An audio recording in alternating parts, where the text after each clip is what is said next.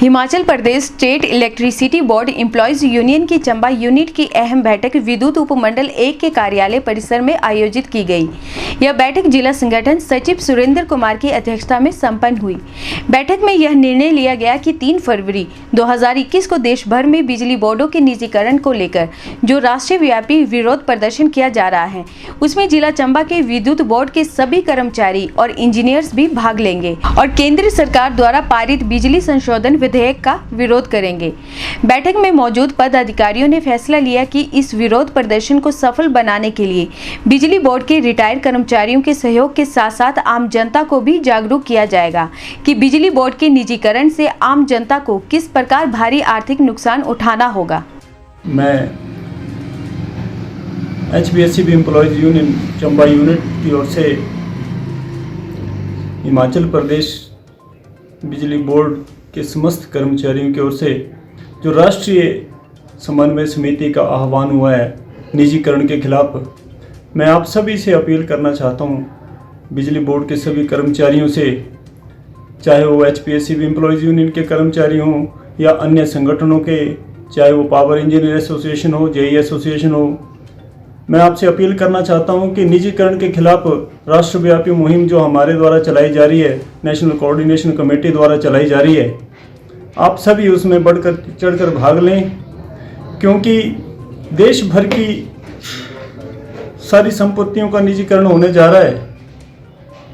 Air India, BSNL से लेकर BPCL, उसमें बिजली बोर्ड भी एक प्रमुखता से एक ऐसा क्षेत्र है सरकार जिसको बेचने जा रही है।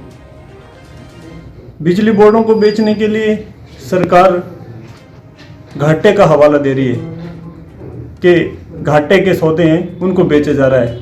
मैं इस बात पर सरकार से एक सवाल पूछना चाहता हूं कि अगर जो घाटे में जा रहे हैं, कौन व्यापारी है जो घाटे की चीज़ को खरीदना चाहता है और कहां घाटा हो रहा है, इस बात को कर्मचारियों के सामने रखें, आम पब्लिक के सामने रखें, क्योंकि घाटे के नाम पर रोना रोकर निजीकरण बिजली कर्मचारी कभी सहन नहीं करेगा।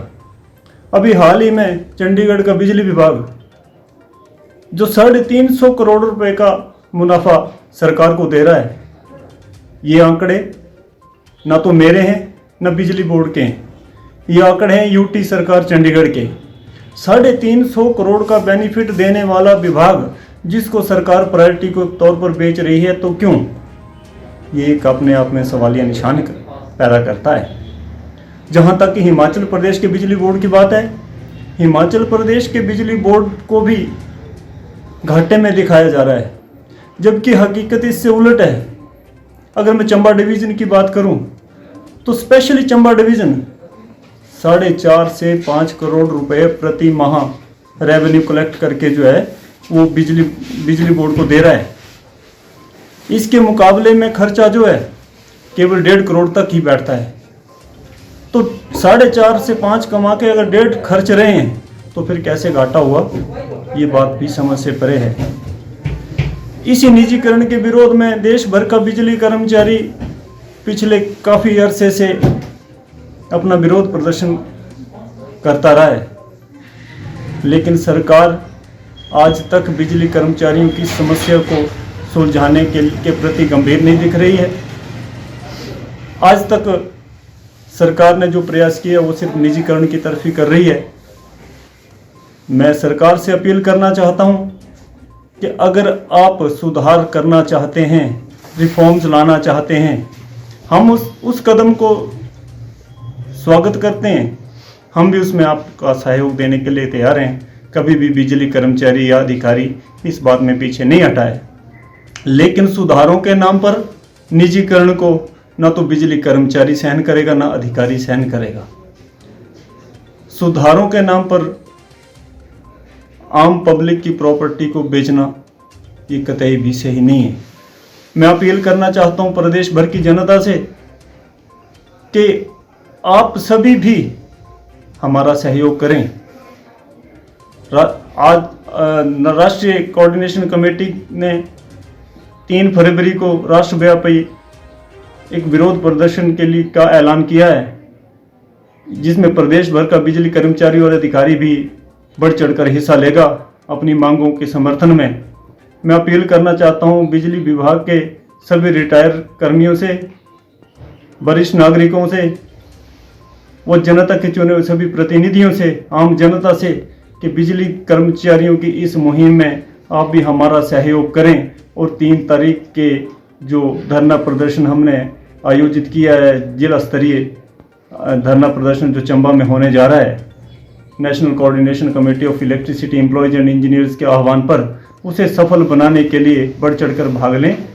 मैं मुकेश कुमार, राज्य संयुक्त सचिव, Himachal Pradesh state electricity board employees union, आपके माध्यम में ये बात रखना चाहता हूँ कि 3 तारीख को जो धरना प्रदर्शन होने जा रहा है नेशनल कोऑर्डिनेशन कमेटी के आह्वान पर, मैं आम जनता से उसमें अपील करना चाहता हूँ कि वो हमारा इसमें सहयोग दें। जो निजीकरण की बात है, सरकार समय समय पर जो है वो इस कानून को संशोधित करती रही है और हमारी यूनियन ने लगातार इसमें प्रयास किए हैं, जिस वजह से इसको आज तक रोका गया है। इसके जो नुकसान है वो सिर्फ बिजली कर्मचारियों तक ही सीमित नहीं है। अगर बिजली का निजीकरण किया जाता है तो कर्मचारियों के साथ साथ जो है आम जनता को भी इसके नुकसान भोगने पड़ सकते हैं। जहां एक तरफ निजीकरण से जो है बिजली के दाम में कई गुना तक बढ़ोतरी हो जाएगी, उसमें क्रॉस सब्सिडी जो ख़त्म कर दी जाएगी, जिससे जो घरेलू बिजली उपभोक्ता हैं उनके जो दरों में जो है वो ऐतिहासिक वृद्धि हो जाएगी। और जो हमारे दूर दराज क्षेत्र हैं वहाँ भी जो बिजली की जो लागत है वो जो दर है वो लागत के हिसाब से तय की जाएगी।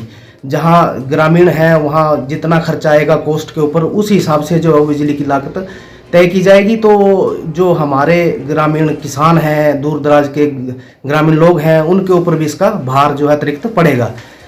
मैं आम जनता से भी अपील करना चाहूँगा वो भी हमारा इसमें सहयोग दें। निजीकरण किसी चीज़ का हल नहीं है। जो सरकार संशोधन की बात करती है उसमें हमें जो है वो नुकसान ज़्यादा दिखता है बजाय फ़ायदे के। इसमें कंपनियों को ज़रूर या किसी निजी कंपनी को या किसी पार्टी को ज़रूर फ़ायदा हो सकता है, लेकिन इसमें आम जनता का कोई हित नहीं है। मैं आज के माध्यम से आपसे ये बात रखना चाहता हूँ कि आम जनता भी हमारा साथ दे, ताकि हम इस निजीकरण की लड़ाई में पुरजोर संघर्ष कर सकें और इसको आगे भी रोका जा सके। एक अपील मैं और करना चाहता हूँ, हम समय समय पर जो है वो इस संघर्ष को जारी रख रहे हैं और आगे भी करते रहेंगे। मैं आत्माराम रिटायर्ड फोरमैन, 37 साल रेगुलर नौकरी करने के उपरांत विभाग से रिटायर हुए। विभाग में कई सरकारें आई और कई चले गई। कर्मचारी भाई जो थे वो खून पसीना बहाते हुए आज इस बिजली बोर्ड को स्तंभ की तरह संभाले हुए हैं। लेकिन अफसोस होता है कि ये केंद्र की और स्टेट की सरकार जो कि कर्मचारी विरोधी फैसले लेते हुए आज इस विभाग को निजीकरण की ओर ले जा रही है, जबकि विभाग आज भी निजीकरण तो तभी हो कि अगर हमारा विभाग घाटे में हो तो। लेकिन इस विभाग के अंदर आज देखने को ये मिला है कि अगर एक टीममेट की प्रमोशन करनी हो तो इनके अंदर डीपीसी पोस्ट या 36 मतलब लैंग्वेज लगा करके उस प्रमोशन को रोक देते हैं। लेकिन हिमाचल के अंदर अफसरों की फौज इतनी बड़ी है कि शायद उनकी ही सैलरी देते देते बोर्ड जो वो घाटे में जा रहा है और उसी की वजह से ये निजीकरण करने के लिए जा रहे हैं। लेकिन मैं इस मंच के माध्यम से सरकार को ये चेताना चाहता हूँ कि सरकार इस बात को ना भूले कि हम निजीकरण करके और हम अपना निजीकरण नहीं कर पाएंगे। अगर कर्मचारी एकजुट हुआ और पब्लिक जिसको पीसने की कोशिश की जा रही है अगर वो एकजुट हो गई तो ना जाने इस सरकार का ही निजीकरण हो जाए। तो मैं उम्मीद करता हूं, वैसे तो जो हमारे हिमाचल के मुख्यमंत्री माननीय जयराम ठाकुर जी हैं वो काफ़ी एक सुलझे हुए इंसान हैं और अच्छे हिमाचल के लिए अच्छा काम कर रहे हैं और वो इस निजीकरण को रोकने की कोशिश करेंगे ताकि कर्मचारी जो इस वक्त ड्यूटी पे है और जो एक रिटायर हो चुके हैं वो भी इनके साथ कंधे के साथ कंधा मिला करके साथ चलने के लिए तैयार है।